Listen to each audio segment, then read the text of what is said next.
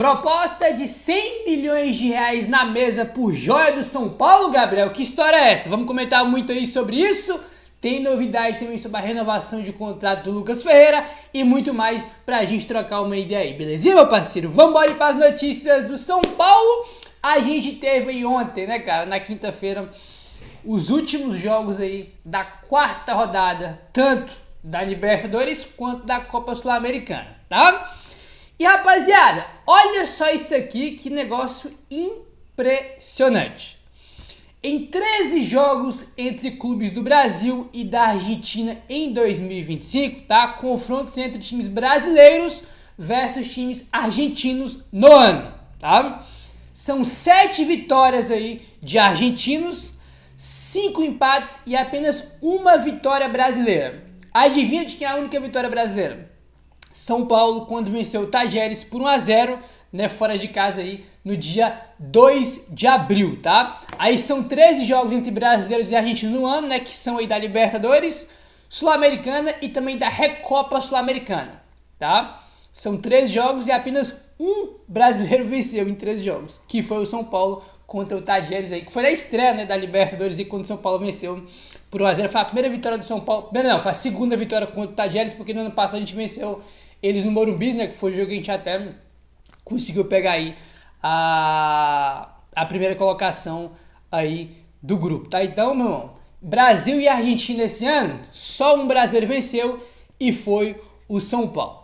Brasil que nos últimos anos aí, né, cara, só dá Brasil na Libertadores, né, finais de Sul-Americana, né, o Brasil aí dominando aí, mas pelo menos nos confrontos entre Brasil e Argentina esse ano, os argentinos estão goleando, tá? Só o São Paulo representou o Brasil e conseguiu ganhar um joguinho aí. Bom, mesmo sem poder atuar, Luiz Gustavo se faz presente no CT da Barra Funda. O volante vai cerca de 2 vezes por semana ao local, onde assiste o treino, almoça com os companheiros e conversa com a comissão técnica. O Luiz Gustavo tem sido acompanhado por um especialista após o tromboembolismo e não há uma previsão exata para o seu retorno. Informação aí do Éder Traschini, setorista do São Paulo no UOL, né? O São Paulo até postou algumas fotos, não sei se foi na semana passada ou na semana retrasada, né? Dele já, depois que ele saiu do hospital, ganhou alta, foi visitar lá os jogadores do São Paulo no CT, ele não pode fazer atividade física. A última informação que tinha é que ele ia ficar aí 3 meses, né, sem fazer qualquer atividade física, que ele não pode, né? Então a gente não sabe quando ele vai voltar, se ele vai voltar, né? Porque tem a possibilidade dele não voltar, mas mesmo assim, né, cara, sempre quando dá pra ele ir no CT, né, conversar com os jogadores, né, ficar lá com a galera, ele vai. Ele tem contrato com o São Paulo até o fim de 2025, né? Então vamos ver se ele vai voltar a jogar ou não, né? Mas só dele ter saído do hospital, ter ganhado alta, já é algo aí muito bom, independentemente dele voltar a jogar ou não, entendeu? Porque a saúde do jogador, evidentemente, que é muito mais importante do que a carreira dele, ainda mais que a carreira dele já tá no final, né? Deve ser o último ano de carreira dele. Aí, o pior já passou, agora é ver se ele vai voltar a jogar aí ou não, tá bom? Rapaziada, olha só outro número aqui, tá? Que é sobre grana nos cofres do São Paulo, que é muito interessante, ó.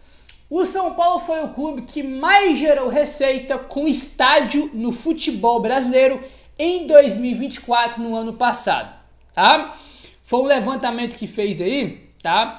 O Sports Value, tá? O Sports Value que fez esse levantamento, e nenhum time no Brasil ganhou mais dinheiro com as receitas do estádio do que o São Paulo. Quais são as receitas, Gabriel? São bilheteria, evidentemente, né? Bilheteria, shows, name rights, ativações e outros eventos.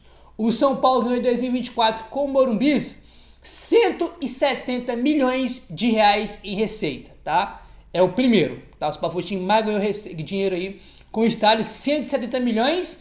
Em segundo tá o Flamengo com 166 milhões. Em terceiro tá o Atlético Mineiro com 134 milhões. Em quarto, o Corinthians com 94 milhões. E em quinto, o Palmeiras com 86 milhões de reais, tá? São os clubes aí que mais ganharam dinheiro com seu estádio, né? Como eu falei, com bilheteria, show, name rights, outros eventos também que acontecem durante aí o ano. Isso aqui é muito bom, né, cara? Muito legal você ver isso aqui. Evidentemente que os shows que o São Paulo faz tem uma participação muito importante nisso. E a gente comenta muito aqui sobre os shows, né, cara? Teve muito show no ano passado e esse ano vai ter mais shows ainda do que já teve no ano passado. A gente reclama aqui muitas vezes porque é muito show. E evidentemente que pensando na parte do campo, do São Paulo, dentro de campo, evidentemente que o show muitas vezes vai atrapalhar, né? Tem jogo que o São Paulo vai jogar que o gramado não tá na melhor condição possível, porque teve show recente. Tem jogos que a gente tem que jogar fora de casa por causa de show. Por exemplo, ano passado, quando a gente é eliminado pelo Botafogo na Libertadores, a gente teve que ir para Brasília jogar contra o Corinthians, né? Pô, um clássico importante. A gente teve que jogar em Brasília aquele jogo. O caso mais emblemático que eu gosto de falar pra vocês no ano passado, quando a gente é eliminado pro Atlético Mineiro, eu não vou me lembrar agora qual a fase que foi. Eu acho que foi quartas, né, se eu não tô maluco. Se o São Paulo passa do Atlético Mineiro, o São Paulo não ia jogar a fase seguinte no Morumbi, porque já tinha show marcado pra data do jogo. Então, tem o lado bom, que é mais grana ainda entrando, né, cara, pros cofres do São Paulo com os shows, mas tem a parte que, na parte esportiva, muitas vezes atrapalha, porque o gramado não tá bom em muitos jogos, e vários jogos a gente vai ter que jogar fora de casa, né? Esse ano a gente já viu isso, o São Paulo foi jogar fora de casa, botou em Inter de Limeira, e contra o Velo Clube, que foi lá em Brasília, no Paulistão desse ano, né? E vai ter mais shows esse ano aí, vai ter mais datas de shows que a gente vai ter que jogar fora do Morumbi, mas é uma grana que entra nos cofres do São Paulo. Tá? Então, em 2024, no ano passado, ninguém ganhou mais grana com o estádio do que o São Paulo. Muito bom ver esses números aqui. O ruim é que tu vê que no final do ano tem 300 milhões de déficit. Isso que é o complicado, né? Isso que é o complicado aí. Bom, bora mudar de assunto agora. Breaking news, notícia que acabou de sair, tá? Saiu agora à tarde aí, que é time aí europeu preparando proposta pelo nosso cria Matheus Alves. Informação que o André Hernan trouxe. O CSKA Moscou demonstrou interesse na contratação de Matheus Alves e já avisou nos bastidores que tem preparado uma oferta para enviar ao São Paulo que pode atingir os 15 milhões de euros, que daí 98 milhões de reais na cotação atual. Essa informação aqui tem dois poréns. O primeiro, o CSKA avisou que vai mandar a proposta. Não chegou ainda. Eles avisaram, tô preparando uma proposta aí, entendeu? E que vai ainda chegar na mesa do São Paulo.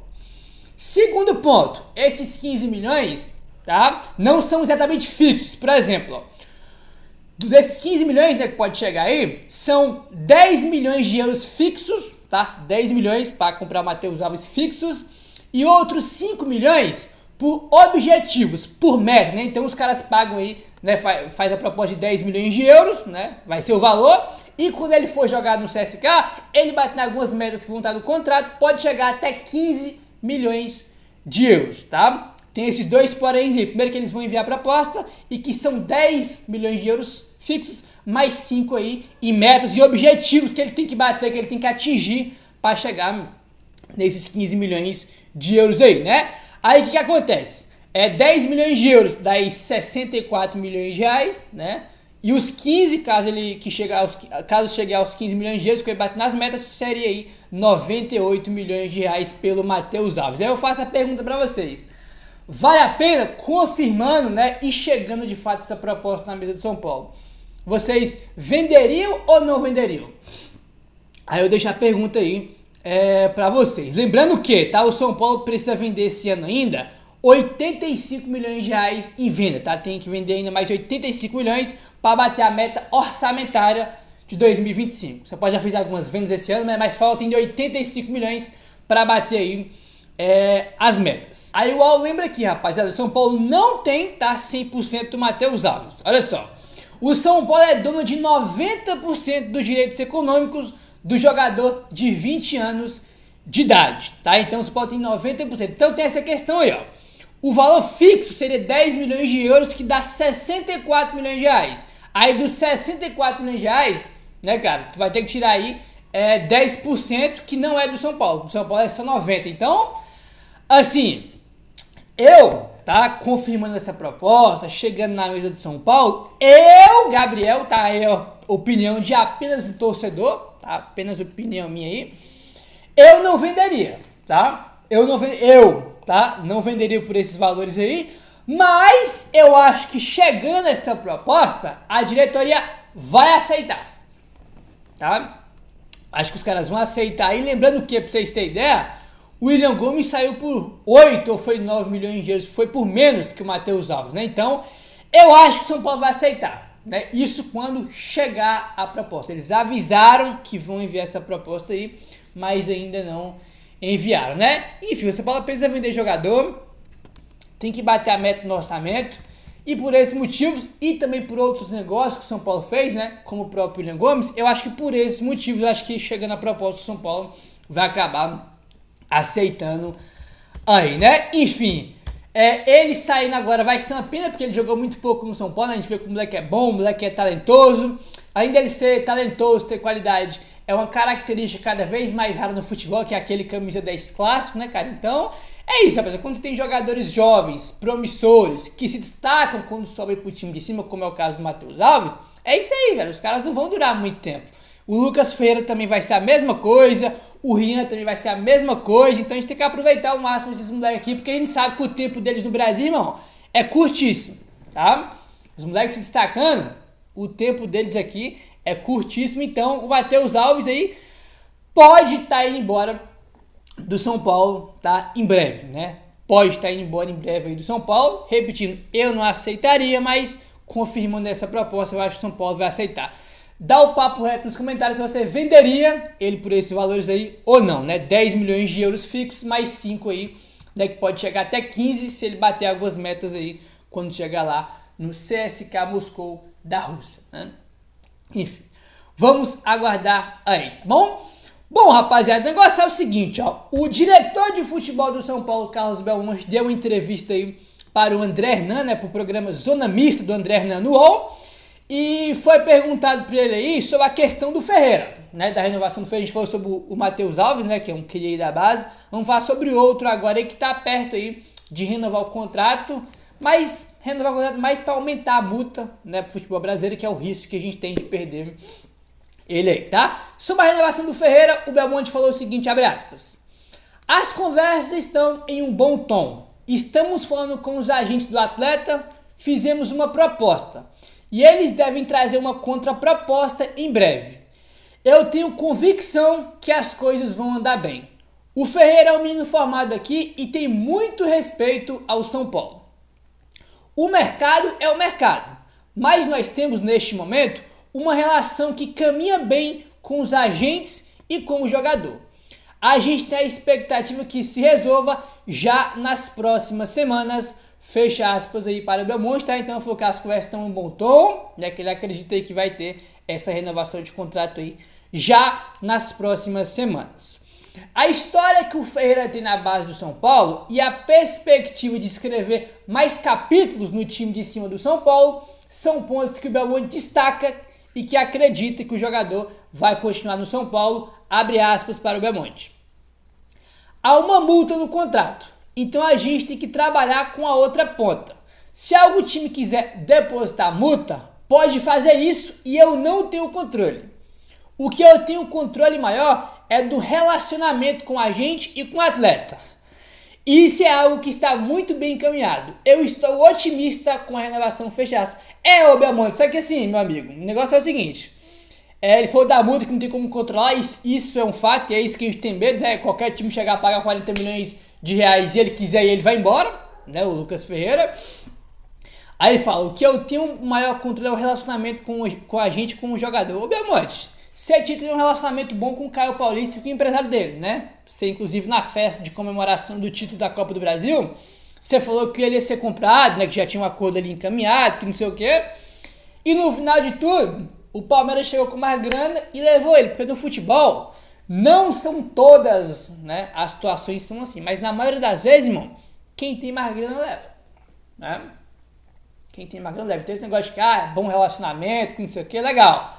Mas isso, irmão, não vale nada perto de ter tinta no papel, né? Tem que ter tinta no papel, tudo assinado, bonitinho, aí sim, entendeu? Eu também acho que ele vai acabar renovando, tá? Não acho que ele vai ir embora pro time do Brasil, não. Acho que ele vai continuar no São Paulo. mas evidentemente que a gente tem que esperar essa renovação para poder ficar mais tranquilo, né? Mais tranquilo em relação a isso aí, tá bom? Aí que tá, rapaz, esse que é um problema, né? Que é o garoto aí da base, ele tem uma multa muito baixa, aí o moleque sobe, se destaca, como é o caso do Lucas Ferreira, aí a multa é baixa e tem time de olho. Olha só, clubes brasileiros têm aumentado o seu poder de compra e gastado cada vez mais em contratações. O episódio do Lucas Ferreira liga um alerta para o São Paulo em próximos casos com jovens que se destacam vindo das categorias de base. O Belmonte acredita que o modelo de contrato das promessas deve mudar. Esse aqui é um ponto muito importante que ele fala, que é sobre mudar algumas coisas no contrato para não acontecer isso que está acontecendo com o Ferreira. Né? Ele falou o seguinte, abre aspas: talvez a gente tenha que mudar um pouco a plataforma de chegada do atleta aqui. Sempre sabendo que isso é um risco. Os meninos chegam aqui e tem patamares de salário, quanto ganham na base, quanto ganham na transição e quanto ganham quando ficam aqui definitivamente. Eu acho que dentro do quadro atual, vamos ter que mudar um pouco isso, elevando os salários, já que eles chegam aqui para deixar uma multa maior e dar mais tranquilidade nesse início de processo.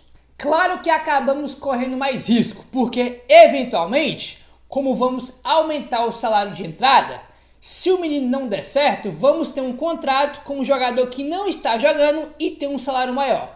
Mas isso faz parte do negócio, fecha aspas aí para o Belmonte. Esse aqui é um ponto muito relevante que eu achei que ele falou. Que talvez, cara, vai ter que mudar aí os modos operantes dos contratos dos garotos da base. Para não acontecer o que está acontecendo com o Lucas Ferreira. O moleque subiu, tá jogando bem, destaque, só que a multa é baixa.